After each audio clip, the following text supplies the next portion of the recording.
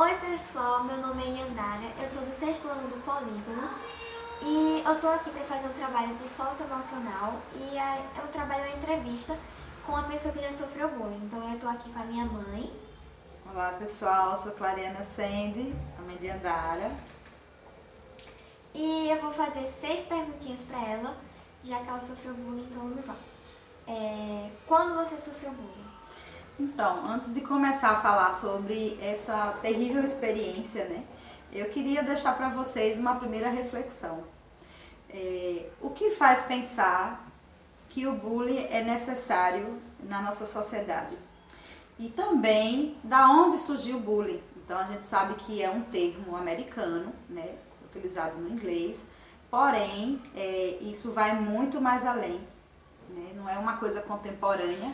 Apenas esse termo foi utilizado agora, mas o bullying nada mais é do que qualquer forma de intolerância, de xenofobia, racismo, ou seja, tudo que vem através das diferenças, através de um outro conceito que não seja o conceito do Ocidente, que impôs a várias raças a submissão de escravização, a submissão de exploração, tudo isso é fruto do bullying, que a gente não pode deixar de trazer nessa reflexão. Então, se a gente pensar como se deu as relações aqui no Brasil, como se deu as relações com a vinda do Ocidente para o Brasil, entende?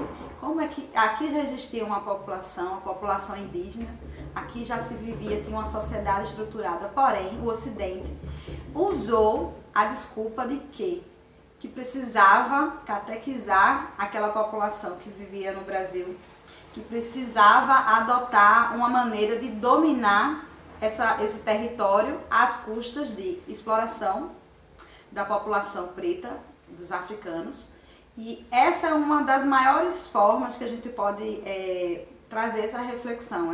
É um dos maiores exemplos que a gente pode trazer a questão do bullying. Então, hoje se chama bullying, mas sempre existiu uma maneira de oprimir um ser humano, querer oprimir outro ser humano. E isso parte de uma visão eurocêntrica, que tentou dominar o mundo, que tentou fazer com que outros territórios fossem manipulados através desse conceito de padrão exercido pela Europa. Então, a gente vai ver, por exemplo, na questão do Holocausto. O Holocausto existia, né, um fascismo do qual dizia que aquela raça era uma raça superior, por isso todas as outras deveriam ser aniquiladas.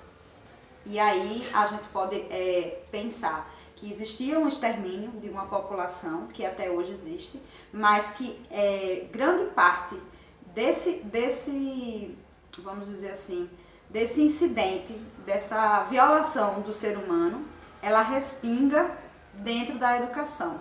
E aí eu vou trazer o conceito americano, porque os Estados Unidos traz muito filmes que reforçam essa questão do bullying, reforça como uma maneira divertida, como uma maneira de ser encarada como normalidade. E a gente não pode deixar que isso aconteça, a gente não pode deixar que um determinado humano ou um determinado grupo étnico ache que ele detém da superioridade e os outros não. Então, agora as perguntas, né? Quando você sofreu bullying? Então, eu vou falar bullying porque eu já expliquei, né? Que é toda uma questão de termo até chegar nesse nome, mas eu sofri muito racismo desde sempre na escola por conta do meu cabelo. Eu sofri muito desde acho que terceira série que eu me lembre, e isso me incomodava bastante porque o meu cabelo era motivo de piadas para muitos de meus colegas na sala de aula. E naquela época, como a gente não tinha uma educação que visse esse tipo de violações acontecendo dentro do âmbito escolar, a professora ela reforçava ainda mais. Então, assim, eu vou só falar alguns apelidos que colocaram para mim, que é bem clichê da questão do racismo.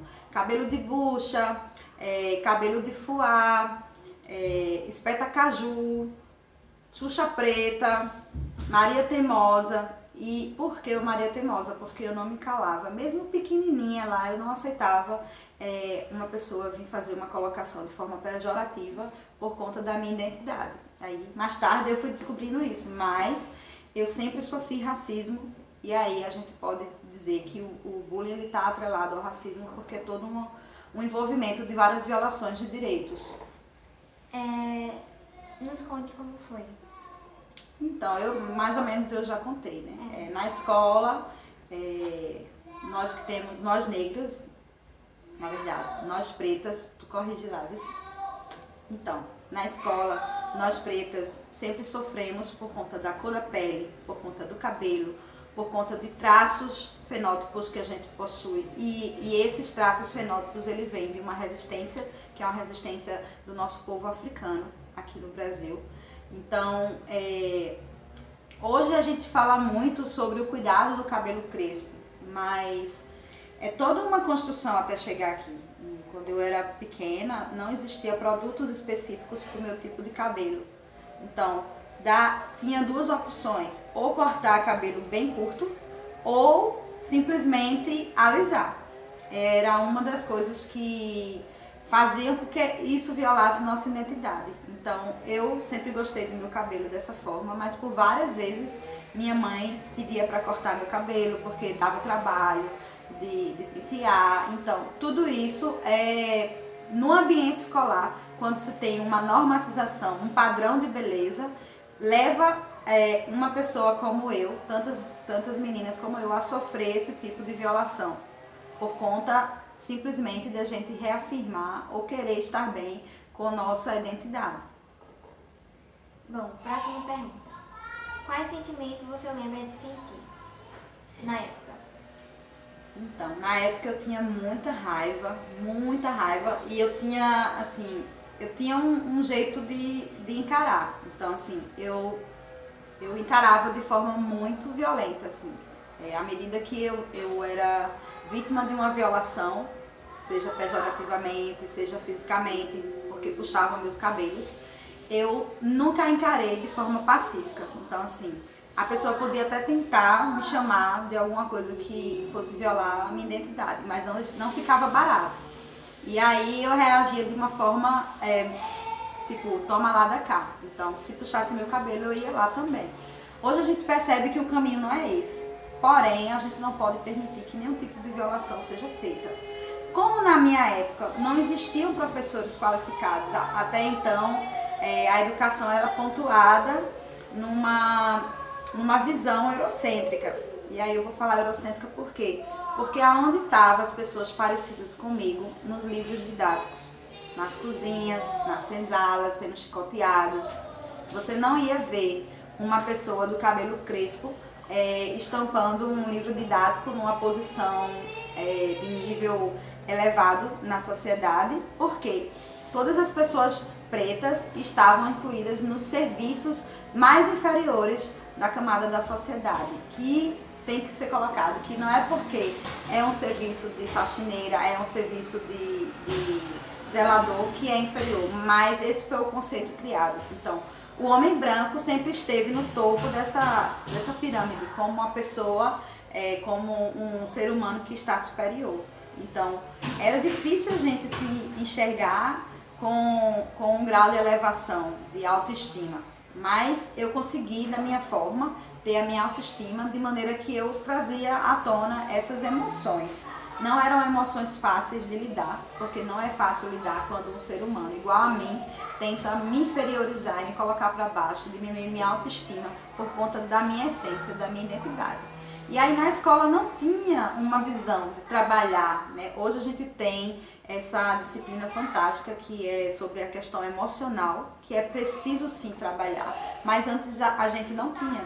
E aí o próprio sistema educacional reforçava ainda mais essa condição de inferiorização do povo preto. Isso só foi mudar no começo dos anos 2000, porque houve toda uma mobilização dos movimentos sociais, dos movimentos organizados, para questionar esse tipo de comportamento na sociedade brasileira. Certo, próxima pergunta. Você acha que adquiriu alguma coisa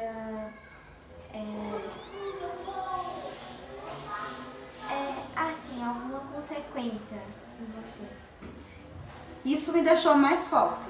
Então, em nenhum momento o bullying, o racismo, fez com que diminuísse a minha autoestima, muito pelo contrário, me fez ter mais vontade de lutar pelos meus ideais e por lutar por uma sociedade mais justa, que respeite as diferenças e que respeite, acima de tudo, a nossa ancestralidade. Então, hoje eu posso dizer com todas as palavras que, enquanto um determinado movimento de inferiorizar outras pessoas por conta da cor da pele, por conta do cabelo, por conta da aparência física, fizeram muitas pessoas retrocederem e muitas pessoas não serem pessoas que têm uma saúde mental hoje para encarar vários fatores. Toda essa situação me deixou mais forte, mas isso tudo é fruto de uma construção que você tem dentro de casa. Então, assim, enquanto as pessoas dizem que você é muito magra e tá achando que vai te fazer se sentir inferior, é necessário sim que a escola ela não vai trazer o papel e a responsabilidade de tudo. É necessário sim que a comunidade familiar, vou trazer dessa forma, as pessoas que estão envolvidas nesse âmbito familiar percebam que isso é uma violação e percebam também, estejam mais atentos aos filhos, aos netos nessa questão. Por muito tempo ficou invisibilizado passar por algum tipo de problema como esse, mas hoje em dia nós temos diversos canais, né, diversas formas de trabalhar essa situação, esse contexto de forma educacional, de forma pedagógica. Então, assim, as crianças que me fizeram mal naquela época, reproduzindo um bullying, não é que elas são culpabilizadas de tudo, elas são fruto de um sistema. Fruto de um sistema que empodera para que elas reforcem o racismo, reforcem o bullying. Hoje em dia, a educação, a escola, ela tem esse papel de desconstruir, porém, isso não pode ser utilizado como via única, né? Nós temos o seio familiar, a sociedade também faz parte. Então, assim, quando você está na rua e você vê uma violação de direito, não é porque não é sua família, não é porque não é pessoa que você conheça, que você não tenha que interferir. Isso é crime, né? Violação de direito é crime, e a gente hoje, dentro do cenário brasileiro, a gente tem vários órgãos onde a gente pode denunciar esse tipo de ação. Certo. Próxima pergunta. O que você fez para acabar com o bullying? Acabar, eu não consegui acabar. Acabar não tem. Eu tenho 38 anos, quando eu era pequena já existia esse tipo de ação. Ainda hoje se tem um tipo de ação. E eu acho ainda muito mais complicado, porque naquela época as pessoas não tinham entendimento do que se acontecia de violação. Hoje as pessoas têm e ainda continuam reproduzindo. Então eu acho muito mais preocupante quando uma sociedade ela consegue enxergar uma problemática, consegue enxergar que aquilo é uma violação, consegue enxergar que todas essas formas são formas de reproduzir um sistema eurocêntrico. Eu gosto muito dessa palavra e queria que vocês entendessem que o eurocentrismo, ele tentou dominar o mundo, ele tentou impor a sua maneira de viver, não pensando em como vai impor isso, seja passar por cima, seja matar pessoas, seja reproduzir todos os tipos de violações. Então, a gente tem que entender que essa sociedade que a gente vive é fruto desse eurocentrismo. E a gente precisa desconstruir isso. E aí, como é que desconstrói isso? Como é que eu acabei com o bullying? Eu não acabei. Mas toda a ação que eu trago através da minha afirmação, através do meu empoderamento, um basta, um não, isso é uma forma da gente tentar eliminar. Então, quando isso acontecer, de uma criança reproduzir, eu vou falar porque a criança ela é fruto do meio, então ela está reproduzindo uma coisa que ela viu na sociedade, que ela viu na sua casa, que ela viu na sua escola e ninguém nunca parou.